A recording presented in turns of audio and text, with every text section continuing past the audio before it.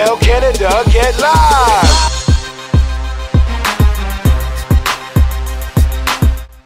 Now that the regular season is out of the way, we turn our attention to the postseason and the prize that everybody is after. That's right, an NBL Canada title. It took 360 regular season games to get to this point, but the road to the NBL Canada Championships is here, and it promises to be a thrilling affair. The playoffs will consist of 3 rounds in a 5-7-7 format, which includes a 1-game play-in between the number 4 and 5 seeds in the Central Division.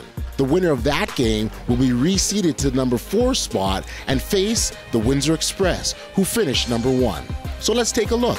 After hovering around the 500 mark for much of the season, the competitive Ottawa Skyhawks finished the year strong by winning 5 in a row and 6 of their last 7 games. This high-flying squad has a boatload of talented players who've stepped up at different points in the season. Jarice Crouch has played his best basketball the month of February and put up some big scoring numbers, including a stretch of 3 games where he was the team's leading scorer. Crouch's play down the stretch nicely complements Ryan Anderson, who has meant so much to the Skyhawks all season long and is one of the 3 players in the league to lead his team in scoring and rebounding. The contributions of Justin Tubbs, Mike Rose, and Jamie Vanderbeeken collectively make Ottawa one of the top scoring teams in the league. Despite their talented roster, the Power have struggled for much of the season to find some level of consistent play. But don't be fooled by their record, because Mississauga is a deep team that's capable of competing at a high level.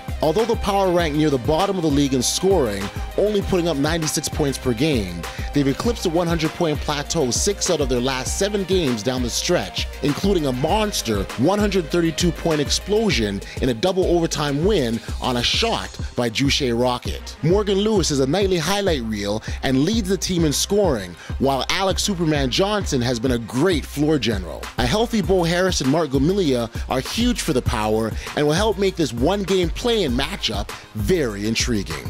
The Windsor Express will be waiting in the wings for the winner, as they'll enter the playoffs with the best record in the league and the overall number 1 seed, ensuring home court advantage throughout the playoffs. They've done well this season against the Power and the Skyhawks, with a combined total of 13 wins and only 3 losses. The success of Windsor starts with their explosive backcourt of Darren Duncan and Steph Benoit. Duncan leads the league in assists, and Steph is second in scoring.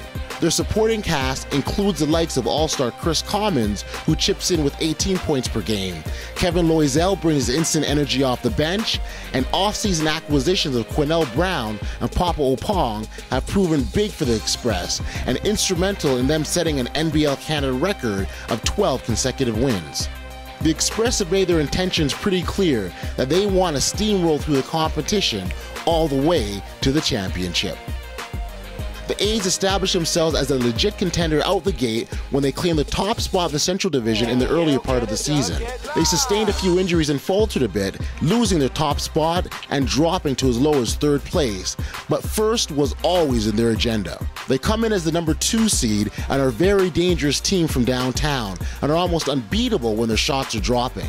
Get this, no other team in the league has taken or made more 3-point shots than Brampton. The A's get it done as a team and enter the playoffs as the highest scoring squad in the league, with 5 players averaging double-digit scoring, led by Cedric Moody, who's one of 2 players in the league to record at least 3 triple-doubles on the season.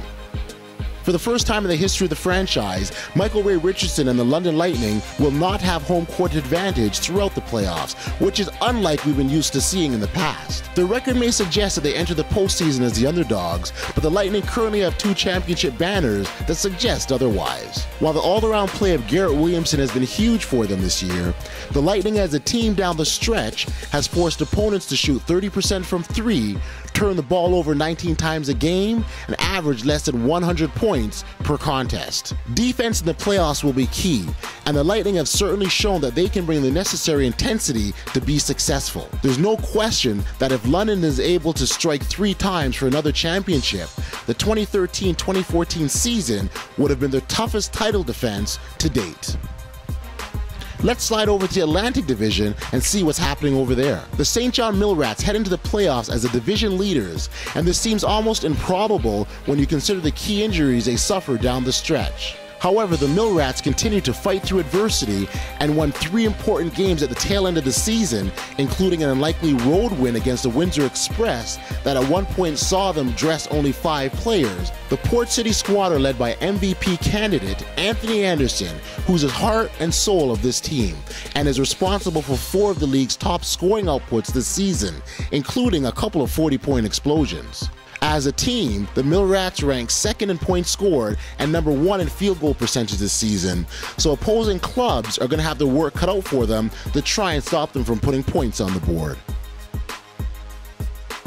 Despite the 11-29 record, this is a very different Halifax Rainmen team that started the year losing 10 straight games. At the tail end of the campaign, the Rainmen closed out the year strong, winning 5 out of 8 games, and they seem to find that consistent effort that's been missing for most of the season. Coach Craig Hodges has done a good job of assembling a collection of players who can run the floor, score, and defend.